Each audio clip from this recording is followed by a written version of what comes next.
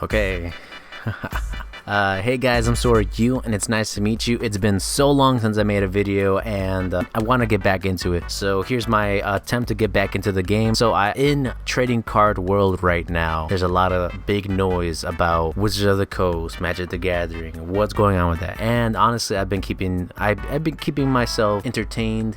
I've been following the news, seeing all the things, all the buzz. I'm all up to date. I know I haven't made a video in like 20 years or so, but I'm always looking out there, guys. But I am gonna come back with more videos in here and there. I got a lot of theories, I got a lot of things to talk about: Pokemon, Yu-Gi-Oh, even Magic the Gathering. So, and this is one of them. I have a prediction, a theory, if you say. It's a theory of a theory, and my theory is broken up into 3 parts, right? Let me pull up my notes, make 3 separate videos for each theory because each one is pretty organized. And you can take all this information all together as one big theory, and with even more recent events with Magic the Gathering, and we'll get into it. First theory, numero uno: Magic the Gathering, Wizards of the Coast, Hasbro. I think everything they've been doing so far, the 30th anniversary outrageous $1,000 price tag, the what I call the LGS unsupport, taunting the LGSs in general, fire selling almost their best product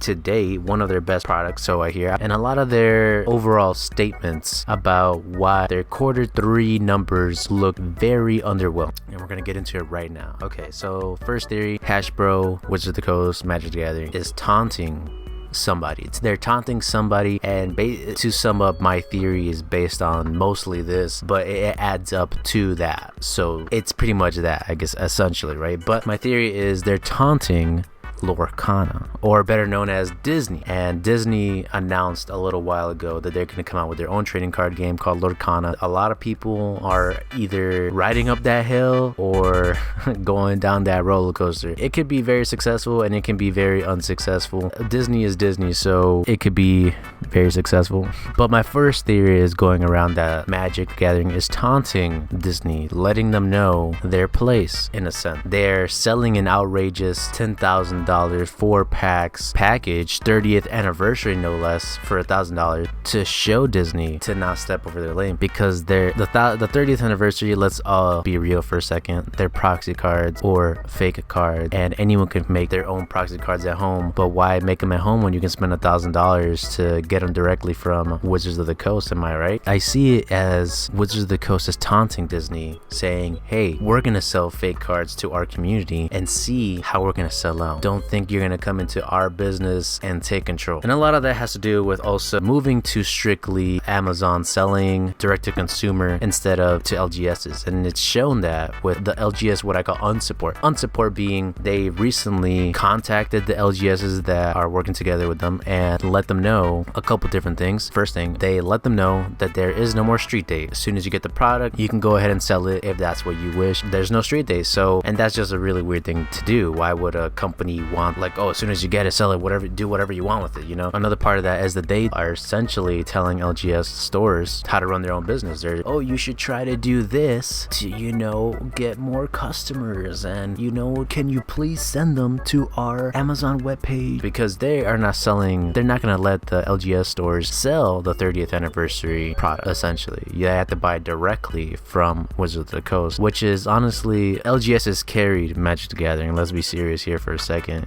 If it wasn't for LGS's Magic the Gathering, probably wouldn't be where it's at today. And I'm not gonna pretend that I'm a Magic the Gathering enthusiast. I know how to play the pretty much basics of the game.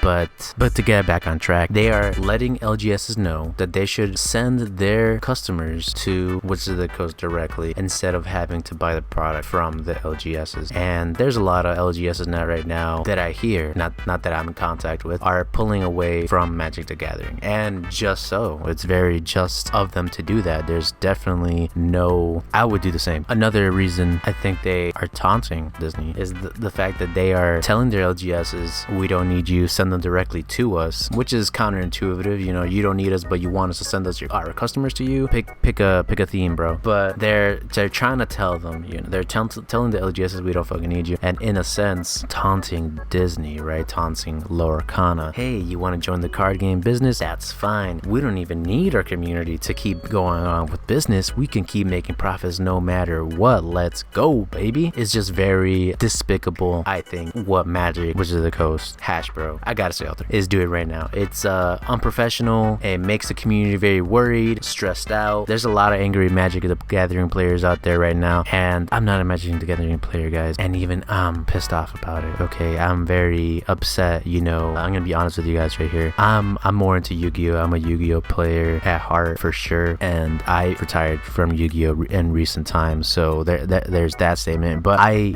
respected Magic the Gathering before, you know. I respected them as one of the best trading card games out there, one of the first, no doubt. And now I don't even have that for Magic the Gathering. If there's a personal close group of friends that want to play with it with me, then sure, I'll do that, but I'm just gonna use whatever cards I got, and I don't think I'm gonna be buying any Magic the Gathering things anytime soon, which is really unfortunate because I was gonna get back into it and all this started to happen. Everything started to unveil. Third reason I think that they're taunting Disney/Lorcana is the stock. Their Q3 numbers were horrible in comparison for the whole company, right? And I'm not gonna get into it because there's so many other YouTubers out there that already talked about it, maybe even talked about statistics. I'm not sure. I know I just saw a couple videos here and there, but regardless, to say if you were an investor, you'd be pissed off. If you invested anything, you probably lost a good percentage of it. Okay, more than maybe 50%, I would say. I'm not sure. I don't know the numbers. Like I said, I would be pissed off. Okay, and because of this, I think this is what led them to their fourth thing, that, you know, is they started a fire sale. One of their best, the collector boxes, they fire sold them, or I should say clearance. They sold them for clearance, and it's just crazy to think they were as low price as they were. From what I hear, they were as low as I think $50 to $70. I'm not sure. I don't remember the number quite right, and that was unprecedented for that box. Usually they'd be selling for about $200, I hear, something like that. And they did go back up after the fire sale, clearance sale, a little bit, but it was still a pretty crazy move for Magic the Gathering to be doing that, and it goes into my theory. So Q3 numbers are bad. Let's fire sale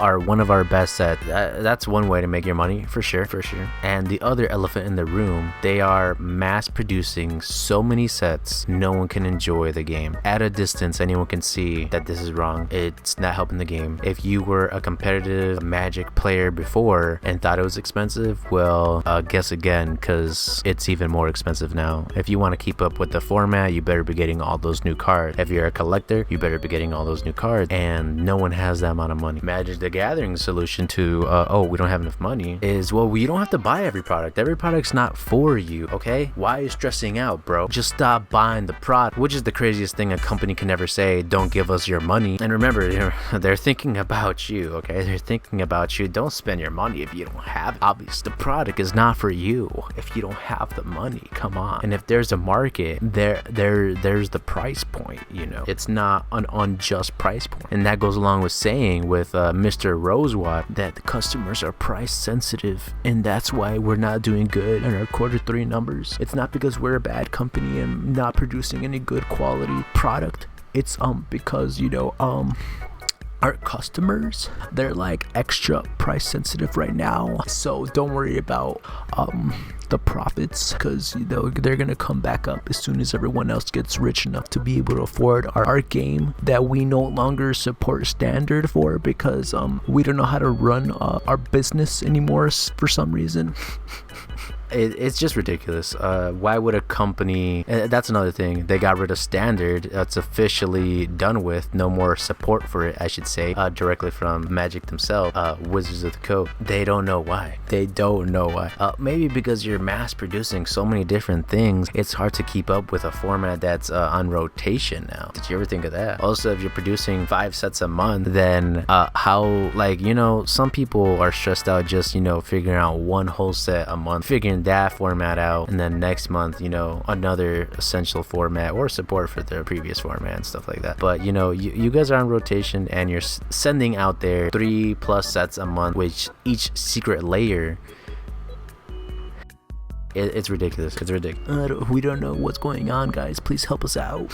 Why is our standard dying? LGSs, can you help us out here? I know we're trying to close you guys down, but can you help us out here for this 1 second? It's honestly it's a shit show. Let's get real. It's a shit show. This company is showing us that they don't care about the Magic community, and that's honestly what Magic really always was. It's not Wizards of the Coast. It's a community. These people, these human beings that have feelings and emotions get together with their friends to play a game and converse. And it's not necessarily about the game. It's more about the communication between friends. And I've witnessed that firsthand. Like I said, I'm not a Magic player, but I've seen Magic events in front of my eyes, and it's never about a winning per se. It's never about the competition. It's about the community. And Wizards of the Coast should have known that all along. The moment they started supporting Commander, they should have known that the community was the important part, not the short-term wins. Another thing that the Wizards of the Coast, regardless of everything that's going on, right, because they're mass producing so many different sets every month, and by the way, they've recently made a statement that they're not going to stop, so keep that in mind too, are product dumping all of their past sets. So once every new 5 sets that come out next month, well, guess what, guys, the previous 5 sets that we just released like 30 days ago, we're gonna clearance sale those, so go ahead and snag us a deal, okay? And that's fucking ridiculous, dude. Why? I mean, obviously I'm exaggerating, but not by a lot. It's honestly very sad seeing once great, powerful, respected company come crumbling down with a flick of the wrist, you know, like it just doesn't make sense. In more recent news, those are my old notes that I got there. Is a CFO? Someone stepped down from Wizards of the Coast, or was it Magic? Or I mean, either way, right? It's the same company, you know, parent company and whatnot. And as soon as I heard that, I was like, of course, perfect timing, just retiring. You know how it is, you know, someone gets tired, you just gotta retire, gotta go on vacation a little bit, go to Maui, Malibu, you know, all those places. Ultimately, it could be seen as a taunt to Disney. I think they're purposely doing bad things to show Disney that, hey, we're gonna do a bunch of bad things, and all these things, it's not gonna matter, we're gonna keep making money, okay? So know your place, Disney. But anyways, guys, that was my first theory on why Wizards of the Coast is, in layman's terms, being very dumb with their company right now. I don't want to be in a world where Wizards of the Coast is just a dumb company and they don't know what they're doing. If that is true, maybe they should have never exploded as much as they did. Let's be honest. If it's just that, oh, we're just messing up, we don't know what we're doing, my bad, we're gonna keep doing it though, then they should have never gone up as far as they did. I think it has some ulterior motive to it, and I'm here to tell you what I think about it. So thank you for watching, if you watched, and I'll Sora U, and I'll see you in the next video. Stay tuned, because I have 2 more theories that are also negative towards WotC technically, and then actually I came up with a new theory recently that could be in positive light, so we'll see what you guys think of those in the next video.